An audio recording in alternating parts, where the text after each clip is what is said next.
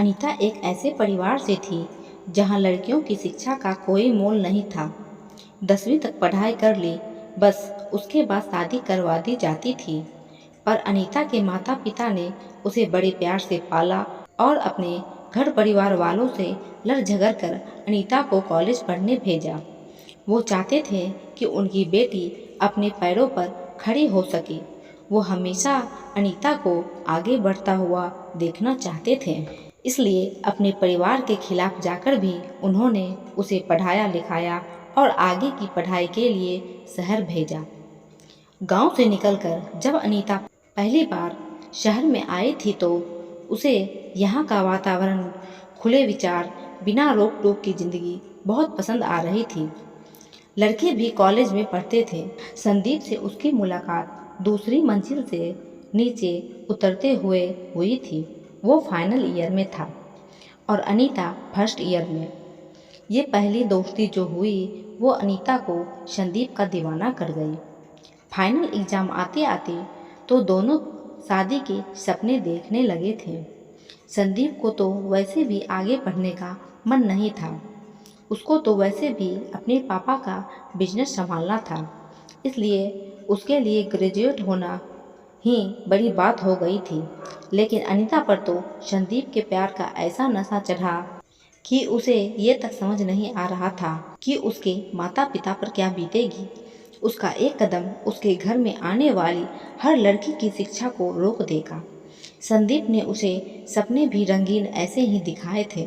वो तो अक्सर उसे यही कहता था, आखिर इतना पढ़कर तुम्हें कौन सी नौकरी करनी है? अरे तुम तो एक बिजनेसमैन फैमिली में जा रही हो। हमारे यहाँ तो नौकर काम करते हैं। तुम्हें तो वैसे भी शादी के बाद आराम करना है। अनीता धीरे धीरे उसकी बातों में आने लगी थी। गांव में पली बड़ी लड़की को शहर का आराम अपनी ओर खींचने लगा था। उसे संदीप पर अपने से ज़्यादा विश्वास होने लगा था, पर वो जानती थी कि उसके माता पिता शादी के लिए तैयार नहीं होंगे। तैयार तो संदीप के माता पिता भी नहीं थे। आखिर अनीता उनकी स्टैंडर्ड से मैच भी नहीं खाती थी। उन्होंने भी संदीप को शादी के लिए मना कर दिया, लेकिन संदीप तो अनीता के साथ शादी की जिद पर अड़ा हुआ था। उधर गांव में अनीता के माता पिता को पता चल गया और वो उसे वहां से वापस गांव ले गए।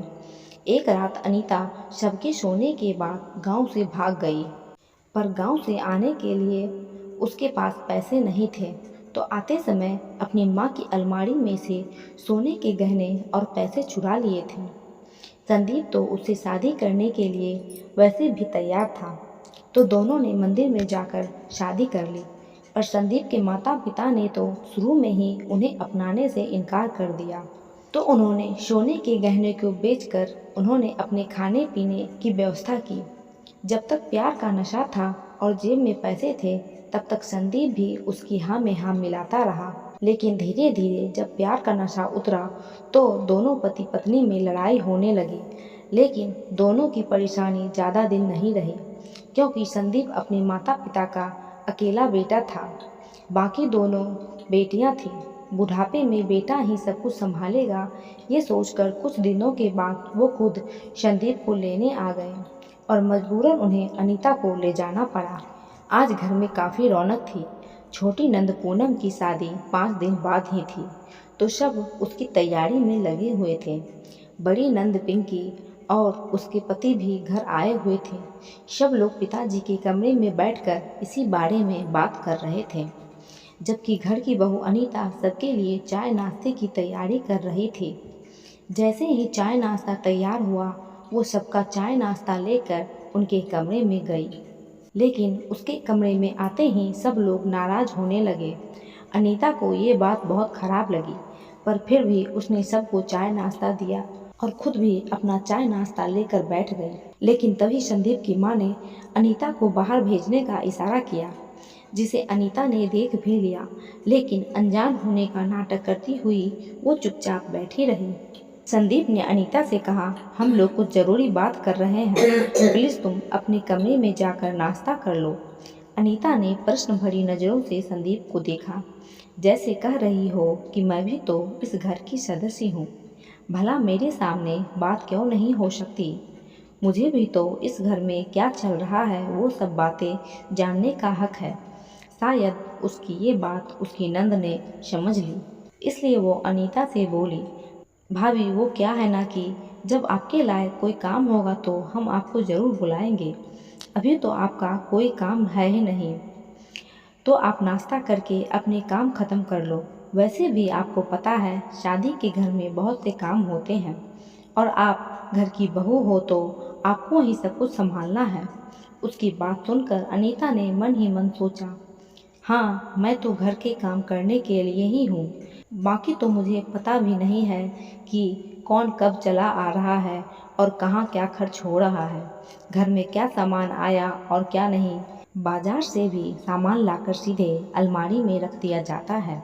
मुझे तो कुछ भी बताया नहीं जाता, पर इतने लोगों के बीच बोलकर अपनी क्या बेइज्जती करे, इसलिए चुपचाप उठकर अपने कमरे में आ गई।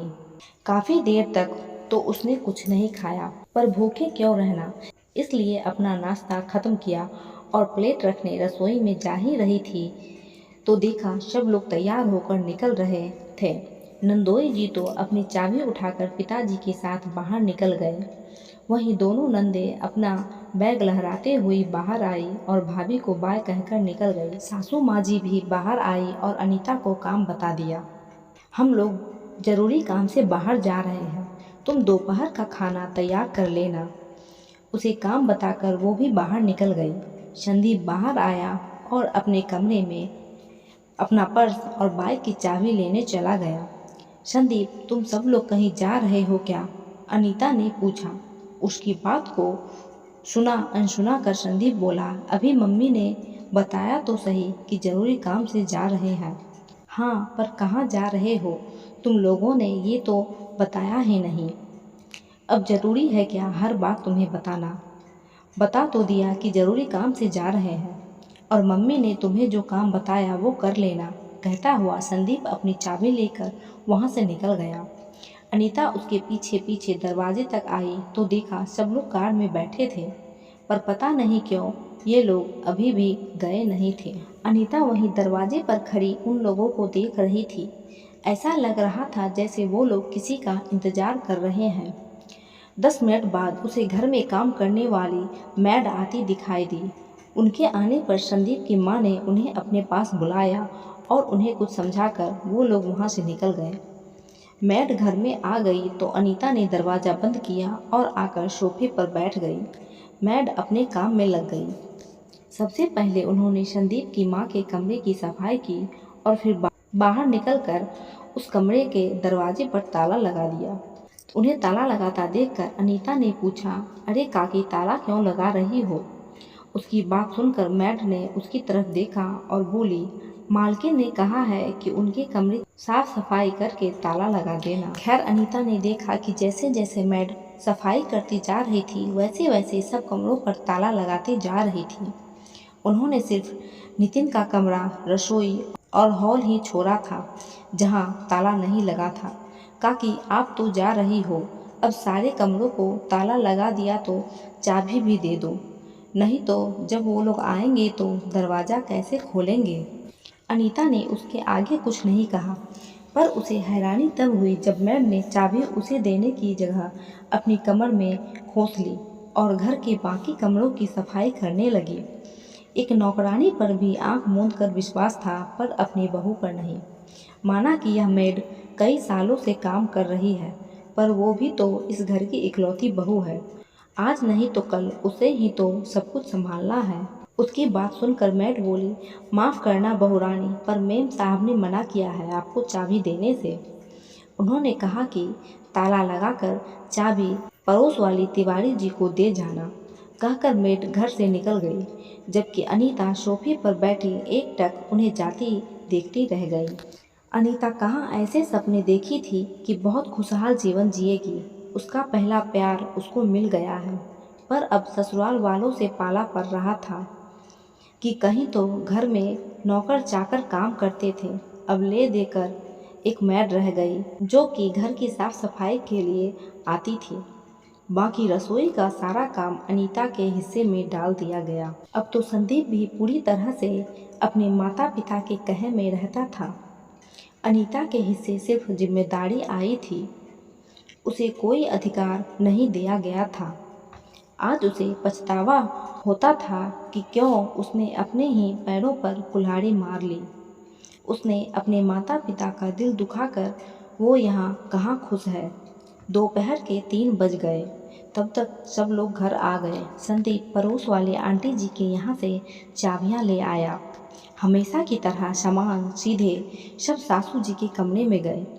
अभी सब लोग सामान के साथ सासू के कमरे में ही थे कि अनीता उन लोगों को खाने के लिए बुलाने आई। उस समय छोटी ननद अपने सोने के गहने पहनकर दिखा रही थी, जिसकी शॉपिंग शायद आज ही की गई थी। एकदम से अनीता को वहां देखकर उसने फटाफट ज्वेलरी निकालकर बैग में रख दी। वहीं सासू जी अनीता को देखकर गुस्से में बोली, बहू तुम्हें बिल्कुल तमीज नहीं है कि किसी के कमरे में कैसे जाया जाता है। तुम यहाँ मेरे कमरे में क्या कर रही हो? अचानक सासू माँ के सवाल से हड़बड़ाते हुए अनीता बोली, जी मैं वो दरअसल आपको खाने के लिए बुलाने आई थी। उसकी बात सुनकर संदीप नाराज होकर बोला, खाना क्या भाग कर जा रहा था? आकर खा तो रहे थे। यूं एकदम से मम्मी के कमरे में आने की हिम्मत कैसे हुई? संदीप ने जिस तरह से दुत्कारते हुए अनीता से कहा, उसे अनीता बिल्कुल बर्दाश्त नहीं कर पाई।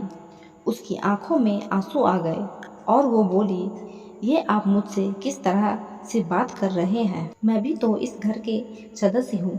मैं भला इस कमरे में क्यों नहीं आ सकती? नहीं आ सकती तुम मेरे कमरे में?